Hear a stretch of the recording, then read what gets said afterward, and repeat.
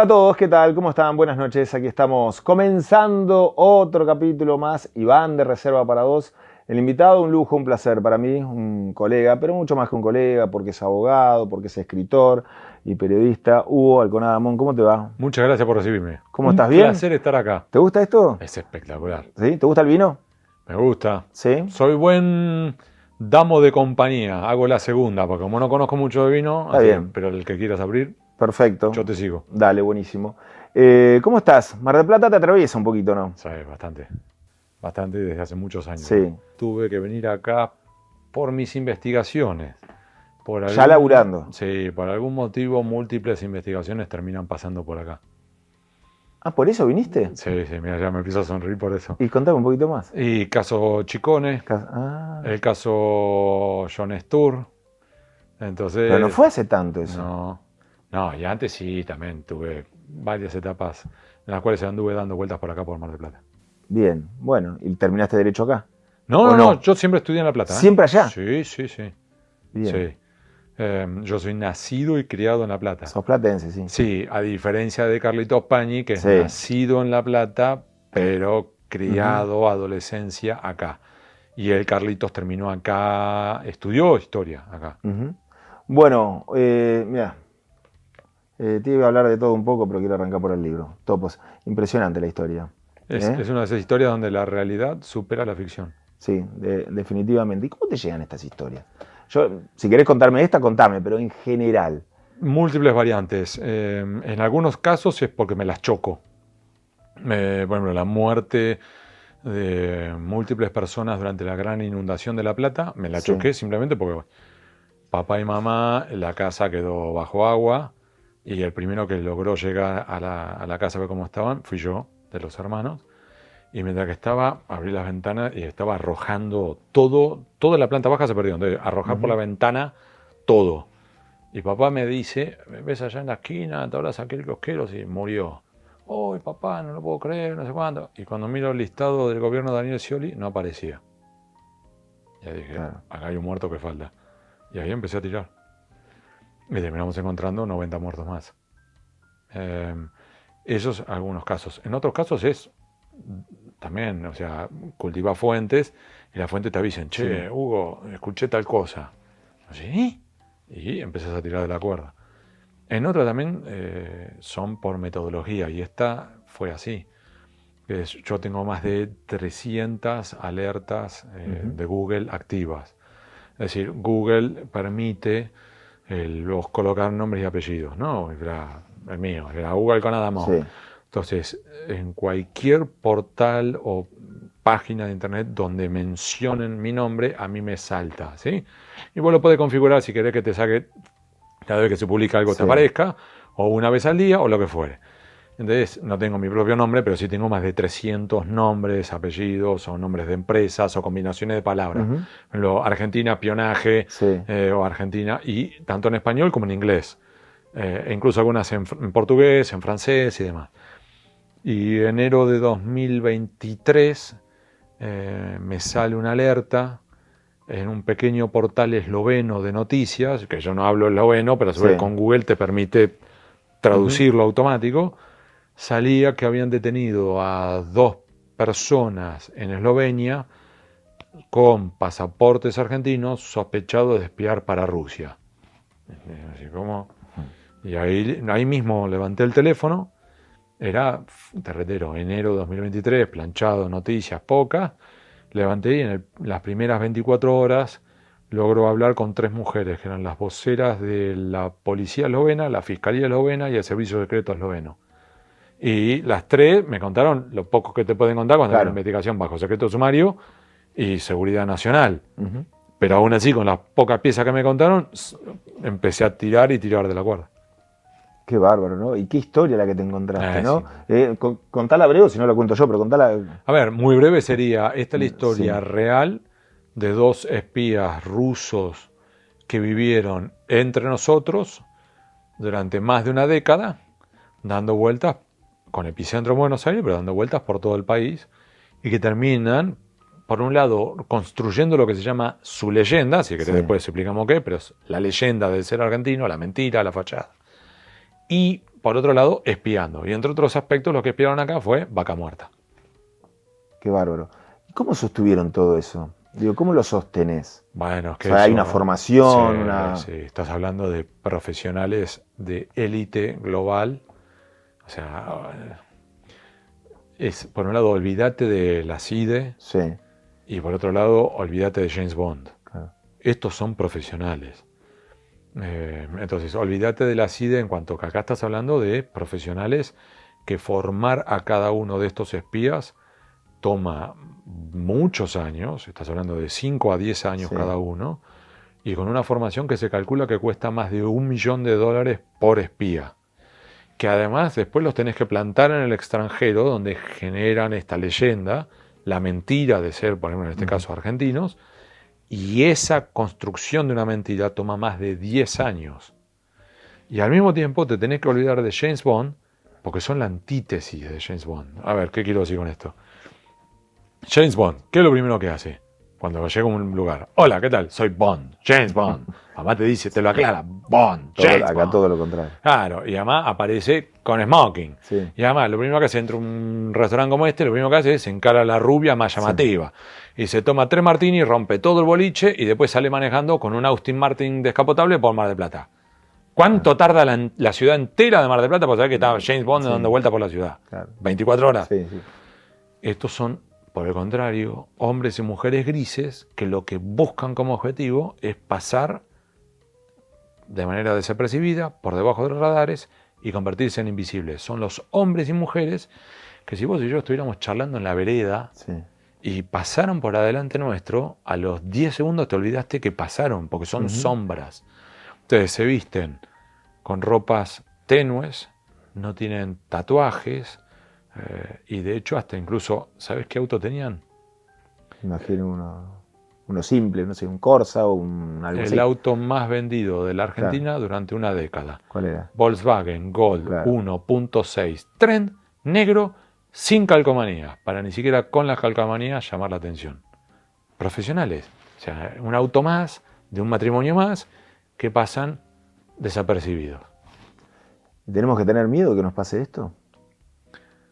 Que nos pase como algo hipotético, no, nos está pasando, nos pasó y nos volverá a pasar. Nos va a seguir pasando. Pero, porque estos son espías ilegales. Sí. Después están los legales. Claro.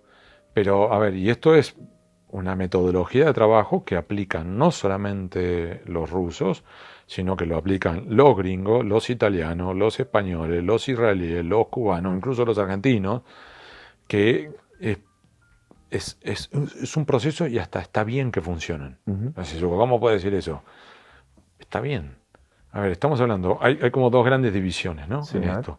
Los espías legales y los ilegales. Los legales son los espías que suelen viajar al extranjero con su verdadero nombre, su verdadera nacionalidad, y habitualmente trabajan en una embajada. Entonces tienen cobertura diplomática. El agregado cultural, el agregado comercial, el agregado militar. Un ejemplo hermoso de eso, ¿sabe quién es? Juan Perón. Juan Perón fue espía. En Chile. Sí, correcto. 1936. Esto no es versión, digamos, como contestataria de la historia. No, no, no. Esto está verificado, los profesores de historia lo cuentan y demás. Juan Perón, agregado militar, 1936, Chile, y cuando es agregado militar allá, empieza a contactar y a seducir, a tratar de arrimar a militares chilenos para tratar de acceder a una copia del plan de defensa nacional chileno, donde están la forma en cómo Chile se defendería ante un ataque argentino y cómo Chile atacaría a Argentina ante un horizonte de guerra. ¿Cuánto vale para la Argentina acceder a una copia de eso? Un montón. Bueno, Juan Perón lo intentó. Después la historia la haga, cada uno la verá. Esa es la de los espías legales, que si te agarran en offside, lo máximo que puede hacer el país que te agarró en offside es echarte, porque como tenés cobertura diplomática, te mandan a tu casa. Claro, no te pueden meter en presión. El espía ilegal, por el contrario, es el que viaja al extranjero con otro nombre, otra nacionalidad, sin cobertura diplomática. Entonces, claro, si te agarran en offside, vas en cana y probablemente te ejecuten. Entonces, decir, Hugo, ¿cuál es el beneficio? Que podés llegar mucho más lejos que con un espía legal. Por ejemplo, si vos sos hoy israelí, ¿podés entrar a Irán? No entrar ni a patada, no pasás del aeropuerto. Entonces, si vos sos israelí, ¿qué tenés que hacer hoy? Te tenés que ir a otro país, y construir esa fachada, esa mentira. Entonces te vas a México. Y en México, estudias en México, trabajás en México, te casás con una mexicana, tenés chico mexicano, empresa mexicana, documentos mexicanos, pasaporte mexicano. Y ya como mexicano, te vas a Teherán como si fueras un empresario que exporta tequila. De tequilazo va, tequilazo viene en Teherán, te pones a espiar para Jerusalén y va mandando los reportes. Claro, pudiste entrar y si podés salir, genial. Si te llegan a agarrar en Irán, Claro, sí fuiste. estás liquidado. Eso es lo que intentaron hacer y la hicieron Sí. en la Argentina estos espías. Estos espías vinieron. ¿Pero acceso a qué tenían? Acá fue a construir esta fachada, esta Sí. mentira de ser argentinos, para después irse a Europa a espiar. Ahora, mientras que estaban Claro. acá, a su vez, aprovecharon para espiar. Bien. Porque a su vez, parezco medio como teórico, ¿no? Pero bueno, tenés dos como recorridos, el espionaje de oportunidad y el espionaje de método. El espionaje de oportunidad se te dio. Bueno, vos estás viviendo y construyendo tu fachada, vos sos, no sé, francés. O sea, el de acá fue de oportunidad. Relativo, ¿por qué? Sí. Porque vos tenías, bueno, el espionaje de oportunidad es que, por ejemplo, vos, supongamos que estás acá construyendo tu mentira y mientras que estás acá, resulta que el nuevo ministro, no sé, del interior de la Argentina vive en el departamento de abajo en el mismo edificio. Digo, Moscú, se me dio, tengo abajo el nuevo ministro. ¿Quieren que lo intente acercar y tratar de obtener información? Si no, verás. Esa es la de oportunidad, se te dio. Sí. El espionaje de método es cuando vos trabajás para desarrollar. Y un ejemplo que ellos hicieron es elegir el colegio de los chicos. Entonces, esto que parece una pavada, si nosotros tuviéramos que preguntar a los que nos están viendo ahora, ¿cuáles son los 3 mejores colegios de Mar del Plata? Ponele que entre todos los que nos están viendo haces una encuesta y bueno, no llegás a 3, pero llegás a 5 colegios. Sí. Porque van los hijos de los ricos y famosos, porque es el más tradicional, porque es el que van los funcionarios públicos, los hijos de los funcionarios públicos, lo que fuere. Pero básicamente podrían los marplatenses llegar a un consenso de los 5 colegios más importantes de la ciudad. Ponele que sí. Sí. Bueno, esa misma pregunta le hicieron los espías rusos y reconstruyeron la historia. Y seleccionaron el colegio y enviaron los chicos a uno de esos colegios. Y después, obviamente, que los chicos en el colegio hagan lo que quieran, se hagan amigos de quienes quieran, pero ellos, como espías, a la salida de las clases, en las actividades extracurriculares, en los encuentros de padres, ellos se acercaban a determinados papás y mamás. Y así es como ella, la mamá espía, es medio loco, ¿no? Decir papá espía, Sí, mamá claro. espía, pero mamá espía termina reportando a Moscú sobre 3 mamás del colegio. Una trabajaba por una empresa petrolífera, la otra por una empresa gasífera, la tercera por una empresa de insumos petroleros. Las 3, vaca muerta. Claro. Eso no es casualidad, eso fue buscado. Y me dice, bueno, Hugo, cuando después ellos se van de la Argentina y se van y se instalan en Europa y se fueron a un lugar en particular, eligieron el colegio, seleccionaron otra vez a los papás y ella termina reportando otra vez a Moscú sobre un papá del colegio. ¿Sabes qué era el papá? ¿Quién era? No. El titular de la agencia energética más grande de la Unión Europea. Eso es método. Qué bárbaro. ¿Y en la intimidad cómo son? Lo que te dicen es, en el caso de ellos, una pareja muy tranquila, muy bajo perfil. En el caso de ella, muy cálida. En el caso de él, un poco más distante. Y lo que te decían, y es notable, Sí. lo que son las percepciones humanas, te lo voy a decir mal y pronto y no lo tomen a mal lo que nos están viendo por televisión. Pero lo que te cuentan los papás y mamás del colegio, Sí. que yo hablé con ellos, era que daba la relación, esa relación de pareja, que ella lo tenía cagando a él. Y yo decía, Hugo, parece una pavada. No, no, no. Después reconstruís la historia y en la dinámica de pareja de espías, ella era la jefa, él era el subordinado. Entonces, no sé si me puedo parar, vos me decís, ¿puedo? Entonces, te cuentan los papás del colegio, que por ejemplo, estaba la reunión de padres, y que lo que hacía Ludwig, que era el papá espía, entraba a la reunión y se quedaba como si fuera parado, muy distendido, pero parado contra una pared, ¿no? Y era, uy, para que tengo el coso de... Entonces, imagínate como si estuviera contra la pared así, y los otros papás del colegio diciendo, Ludwig, no. Perdón por las expresiones, pero así era como me lo contaban. Ludwig, no rompa los huevos, sentate, vení a tomarte una cerveza. Y Ludwig, y se quedaba paradito. Hasta que de repente a la mujer, María, lo miraba y le hacía, y ahí el toque se sentaba. Y se distendía, no sé más. Claro, todos los papás del colegio, Nabo, te tienen te tienen cortito, no sé cuánto. No, en realidad era la dinámica de pareja en la cual ella era la jefa, él tenía que velar por el perímetro de seguridad de ella. Y cuando vos entonces empezás a compaginar las historias personales con lo que vas reconstruyendo de la dinámica de espionaje, decís, uy, esto es más grave de lo que pasía. Qué bárbaro.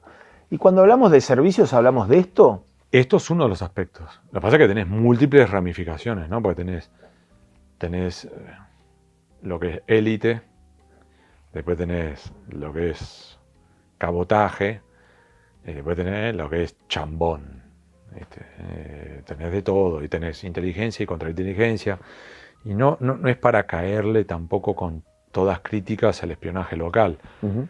En mi caso, sí, a mí me espiaron en un par de ocasiones, no fue agradable, fue por razones políticas, porque yo estaba investigando a un par de gobiernos y esos gobiernos intentaron... Anaconda eras. Exactamente, durante el gobierno de Macri terminó saliendo a la luz, y esto está verificado por una justicia federal, que nos habían espiado a mi mujer, a mis papás ya siendo septuagenarios, a mis hijos siendo menores de edad, y a mí me siguieron incluso por la calle, con un auto, y trataban de, en definitiva, era tratar de reconstruir e identificar a mi fuente. Entonces, lo espiaban a mi mujer para ver si en alguna conversación telefónica yo decía, ¿sabe con quién estuve hoy? Y yo estaba dando un nombre de una persona que no debería haber dado.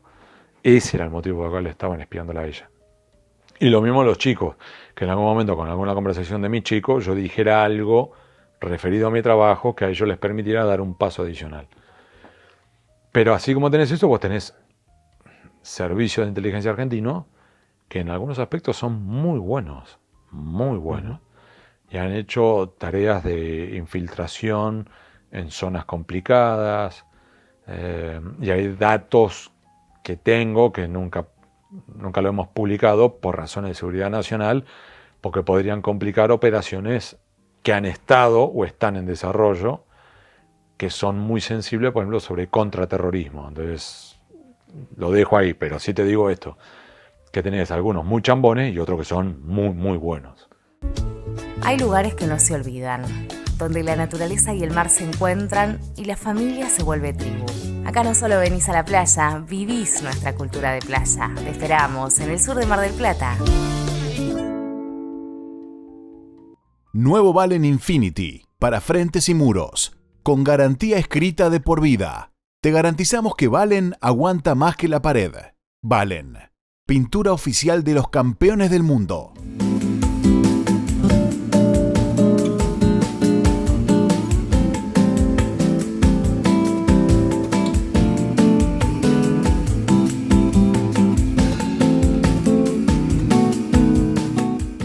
Bueno, y vos solo te metiste en el tema este del espionaje y que te espiaron a vos, digo. Porque se te ve muy sobrio cuando lo contás y demás. No, a ver, ahora te lo cuento. Pero no solo eso, porque has recibido amenazas, digo. Sí, te duele, te molesta y duele mucho, porque sobre todo vos y yo amamos. Es como cuando te entran a robar a tu casa, que te sentís. Claro. Sí, porque además la diferencia es cuando vos o yo amamos nuestro oficio y asumimos las consecuencias buenas y malas de nuestras decisiones. Lo que te duele es cuando terminan metiéndose con tu familia, porque terminan siendo las víctimas de decisiones que no tomaron. Y entonces, bueno, cuando yo me enteré que habían espiado a mi familia, yo en un momento temí decir, carajo, tengo una hija en ese momento adolescente, llegaron a poner una cámara de seguridad o lo que fuere adentro de mi casa. ¿Qué significa? ¿Que la filmaron mientras que se estaba bañando, desnuda, una chica menor de edad?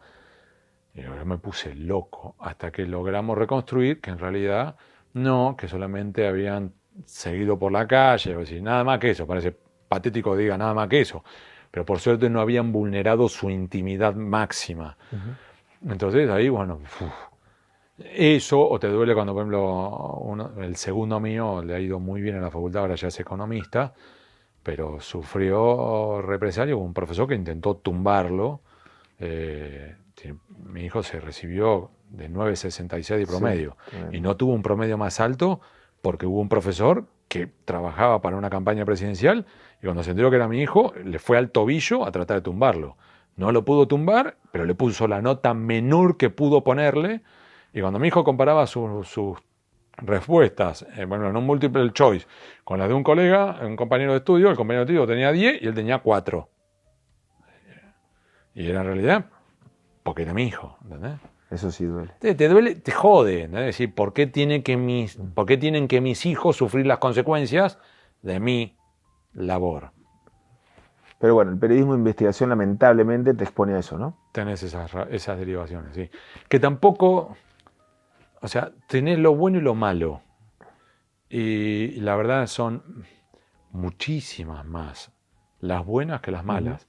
Desde gestos pequeños, pero que te emocionan, desde, por ejemplo, gente que me ha pasado, ¿viste? Que yo, por ejemplo, estoy tomando un café y cuando voy a pagar la cuenta, dice, no, ya te pago. Le digo, ¿eh?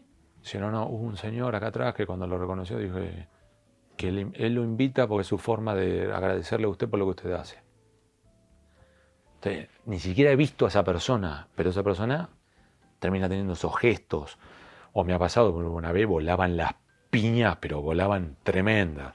Volaban las piñas de todos lados y me amenazan, el gobierno de turno amenaza con denunciarme por maniobra desestabilizadora del Estado Nacional y sus instituciones, que es el paso previo a acusarte de traición a la patria, que es el delito más infamante del Código Penal. Y me mandaron por escrito una carta, 12 de los estudios jurídicos más grandes del país, estudios que si yo tuviera que contratar uno solo, si yo hipoteco mi casa no la puedo pagar. Y esos 12 estudios jurídicos juntos me dijeron, si a usted lo denuncian, los 12 estudios juntos lo defendemos pro bono. Y yo me emocioné, ¿entendés? Decir, son gestos que nunca han trascendido, nunca he dicho y nunca me han pedido que dijera los nombres de esos estudios jurídicos. Pero te emociona, porque decir, son gestos. Yo prefiero quedarme con esas, las luces, no con las sombras. Y ahora la gente, el lector, por ejemplo, de La Nación, ¿qué ve? ¿Ve a Alconada Amón que investiga o ve a La Nación que investiga? Ambas. Porque yo no podría hacer lo que hago si no fuera por el diario con el cual estoy. Y lo digo en serio, no lo digo por biribiri. El diario me ha dado, y los dueños del diario, que son los hermanos de Guir, me han dado un apoyo, pero apoyo real. ¿Viste? Cuando vos decís que yo estoy investigando personas que yo sé que son amigos de ellos, y vos ves que se están, ¿viste? Decir, dale, Hugo, si tenés los papeles, es decir, podrían haberme dicho perfectamente, no jodas, quédate quietito. O me han dicho, ¿entendés? Yo siempre que vamos a publicar hay que llamar antes. Y yo llamar a una empresa que era anunciante del diario y empezaron a sonar todos los teléfonos rojos de la redacción. Y fue cuando yo estaba, ya hace muchos años, porque yo estaba, fue el día previo, yo cumplí 40 años. Y terminamos en una reunión. El CEO de la empresa, el director de legales de la empresa, el director comercial de la empresa, y después de nuestro lado estaba el director del diario, estaba el jefe de legales del diario y yo. Y fue un sábado, pim, pam, pum, pam, pum, que sí, que no, que... En un momento el director dice, perdón, vamos de nuevo. ¿Hay algo de lo que tiene Hugo que ustedes tienen que objetar porque no es así? No. Entonces, ¿qué carajo estamos discutiendo? Y uno de ellos dice que si ustedes publican esto, nosotros retiramos toda la pauta publicitaria de todo el año del diario. $1 millón. Y dice, bueno, entonces no hay nada que hablar. La decisión esa es nuestra, no de ustedes. Chau, chau, chau. Nos vamos. Y entonces era Héctor D'Amico, entonces el secretario general de redacción, no el director. Entonces nos subimos al diario y Héctor D'Amico, que era hasta ahora es el que fue director de la revista Noticias, Sí, cuando sí, lo mataron sí, a sí. cabezas, Ujú. Héctor era un genio. Y Héctor cuando reía ponía la mandíbula por delante, decía, dice, qué lindo el periodismo, cuando dice así. Entonces se baja él primero, porque yo tenía que ir a la redacción, y cuando se están cerrando las puertas, mete la mano de nuevo, se vuelven a abrir las puertas y me hace, no la cagues, ¿eh? Y se cierran las puertas. Entonces, claro, yo sabía que si me equivocaba en una coma, Sí, claro. volaba todo por los aires y me costaba la carrera. Publicamos, voló todo por los aires, Sí. todo el quilombo, ¿te lo imaginé? Pero publicamos. Y el diario estuvo dispuesto a bancarse la pérdida del anunciante. Y yo a su vez también te puedo... Son todos grises, ¿no? O sea, es una buena historia, pero es más compleja. Pero yo te lo podría cerrar ahí, o si celebremos el periodismo. Y Sí. mentira, ¿por qué? Porque al mismo tiempo, el diario estaba en ese momento con un programa abierto de retiros voluntarios. Entonces es todo muy complejo, porque al mismo tiempo decís, ¿y si yo me hubiera hecho el boludo? Y no hubiera publicado. Y el diario hubiera preservado esa publicidad. ¿Cuántos de los amigos y amigas que yo después en las semanas subsiguientes vi que hicieron su caja de cartón y se fueron del diario, se hubieran quedado en el diario? Entonces son decisiones que uno tiene que tomar en las cuales si no hago está mal y si hago también tiene un costo. Ujú. Y eso a mí nos ha pasado muchas veces. Pero bueno, claro que tenés que tener ese respaldo que vos decís. Si no, está frito. Está frito. Frito. Definitivamente. Yo creo, para ahí ahora cambió. Yo tenía, al menos hasta hace un par de meses, los 2 récords. El récord de la nota que más suscriptores generó al diario y la nota que más renuncias de suscriptores generó en el diario. Las dos son mías. Los dos Sí. extremos. Y el diario, viste, más de una vez me dice, no rompas más los huevos. Sale caro entonces investigar. Sí, Para el medio sí, y hacer la propia investigación. sí. Y ese es un tema. Yo creo que uno de los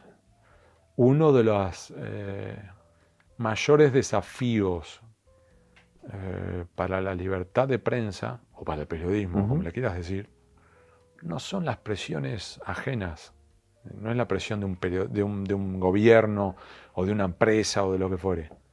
Es la autocensura. La autocensura, tal cual.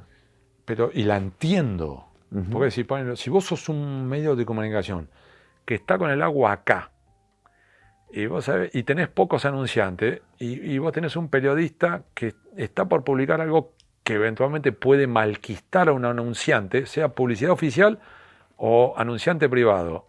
Y vos sabés que si perdés esa publicidad, el agua pasa acá. Y al cabo de 2 meses vas a la quiebra técnica. ¿Qué haces? ¿Publicás o no publicás?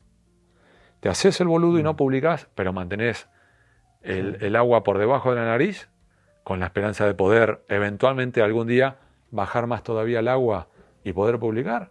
O decís, no, viva el periodismo y vas al muere. Entonces, eso desde la perspectiva de un medio de comunicación. Entonces, entiendo cuando muchas veces un medio de comunicación te dice, yo no estoy en condiciones Ujú. de publicar esto. Y lo mismo con muchos periodistas. Hay muchos periodistas que lo entiendo. No están dispuestos y no tienen ganas de subirse al ring y que vuelen las piñas. Y también lo entiendo. Porque si vos, por ejemplo, tenés chicos, o estás con el dinero justo y tenés que pagarle la universidad a uno de tus hijos, y vos sabés que eventualmente eso te puede generar un quilombo, y vos decís, mira, ¿sabés qué? Evito este toro y sobrevivo para eventualmente en la próxima rueda de toro salir al ruedo otra vez. Y entonces, ¿te estoy haciendo una apología de la autocensura? No, pero con esto lidiamos vos, yo y todos nosotros como periodistas profesionales todo el tiempo. Entonces, cuando vos tenés algún mamerto que desde la teoría te habla de, Sí, claro. ¿viste? Porque lo que es vení, papu, vení, entra a una redacción y es como cuando te hablan y te opinan desde afuera sobre cómo hay que operar en un quirófano. Y el cirujano te dice, el que está adentro soy yo, cerrá la boca. Bueno, Hugo, me queda poquito tiempo. Perdón por hacer las respuestas tan largas. No, pero me encanta. Es más, haría mucho más. El poder judicial, el poder empresarial, el poder político, ¿qué es lo peor hoy? ¿O no se puede ordenar? Porque Cada por ahí uno de tiene- todo, cada, sí. cada uno puede tener algo bueno. Sí, También. cada No uno todos tiene- son malos. Sí, por ejemplo, a ver, los políticos. Por ejemplo, los políticos suelen tener el cuero mucho más grueso y se bancan los golpes y las publicaciones periodísticas mucho más que, por ejemplo, los empresarios. Los empresarios, claro. Los empresarios se ponen con un nivel de mimosidad y, perdón, para que haya un sobornado tiene que haber un sobornador. Entonces, ¿qué quiere? Que escriba solamente sobre el funcionario corrupto y el corruptor, ¿dónde está? Bancátela. O sea, porque después cuando vos te vas a Punta del Este y gastaste los 10 millones de dólares que te afanaste, esa que quieres además salir en revista Caras, bancátela. ¿Entendés? Eso, yo a los que más miedo le tengo no son, por ejemplo, ni a los narcos ni a los sicarios. Porque yo las veces que he estado, por ejemplo, con narcos o sicarios, las reglas del juego son claritas. Son claritas. A, B, C. Y vos respetás A, B y C y no cruzás esas líneas rojas y te respetan y no se meten con vos. Yo a lo que más miedo le tengo es a la poli. Porque la poli corrupta es peligrosísima. Una de las investigaciones, si querés, más menores que tuve, pero que más miedo me generó fue cuando yo revelé que la Policía Federal Argentina, esto fue hace unos años, no el Ministerio de Seguridad, la Policía Federal Argentina había comprado 1.500 chalecos antibala que no paraban las balas. Es decir, eran policías que mandaban al muere a otros policías, a sus propios compañeros de armas. Y yo lo tenía verificado con los peritajes balísticos desarrollados por el laboratorio del ejército, tenía todo. Publicamos, blum, quilombo. La Policía Federal tuvo que retirar los chalecos antibala, tuvo que entregar otros chalecos antibala a 1.500 efectivos. Y esa noche yo me tuve que tomar el micro, el Metropolitana, para volver de Buenos Aires para La Plata, en Alem y Corrientes a las 11. El Río de la Plata te tomabas. Claro, el que antes era el Río de la Plata, ahora se considera Metropolitana. Y yo me tuve que tomar el micro a las 11 de la noche. Y yo dije, ahí sí me dio miedo. Dije, acá me la ponen. Y ahí había en el kiosco casi de la esquina, el que atendía el kiosco era un jujeño, amigo mío, imagínate, 10 años, 20 años en el mismo kiosco. Entonces yo cuando veía algo picante, viste, en la calle, yo me metía dentro del kiosco con él, pasaba lo picante, volvía a salir.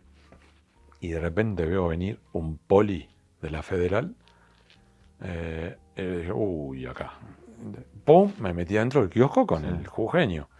Y el poli venía, ¿viste cuando se agarran del chaleco antibala así? ¿Viste que se agarran de acá? ¿Vos se sacó nada? Sí.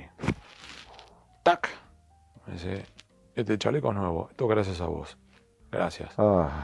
Claro, y yo me dije, como qué emoción, cariño, yo hice, eso. Bueno, Hugo, vamos a brindar. Vamos. Hay muchísimo para hablar. ¿Por qué brindamos? Por nuestra familia, porque están sanas y porque seguimos en el baile. Perfecto. Vamos a brindar con este Viñas del Nantifol, es un vino de Trevelin, es una de las bodegas más australes del mundo. ¿Trevelin allá en Chubut? Sí, exacto. Vamos ahí. Un Pinot Noir.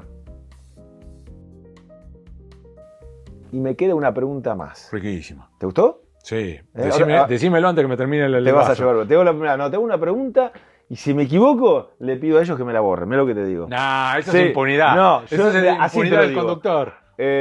No, de tu familia. Yo sé que no hablas mucho de tu familia. Correcto. ¿Ana es tu mamá? Sí, correcto. A ver, mamá ahora ya está grande. Ana Mon es mi mamá, sí. Y puedo hablar de ella con orgullo, pues ya... Fue postulada un montón de veces al Premio Nobel de la El Paz. Premio Nobel de la Paz. Se sabe poco. Sí. Y porque ella ha mantenido la decisión, ahora ya está retirada, por eso puedo contar. Mamá mantuvo la decisión de procurar mantener relativo bajo perfil en la Argentina para evitarse represalias en la Argentina, y yo a su vez durante mucho tiempo, mientras que ella estaba activa, procuré no hablar de ella para evitar que ella sufriera represalia por mi trabajo. Y logramos mantener separadas las cosas, al punto que casi nadie sabía eso. Ahora que ella ya está retirada y ya no está en esa fundación que cuida chicos de la calle, llegaron a cuidar, no sé ahora los números, llegaron a cuidar más de 75.000 chicos en 3 continentes. Impresionante. De hecho, ella fue nominada al Nobel de la Paz por Lech Walesa, Desmond Tutu y la Madre Teresa de Calcuta. Imagínate el nivel. Qué bárbaro. Bueno, Sí. por ella también. Vamos, por ella. Gracias.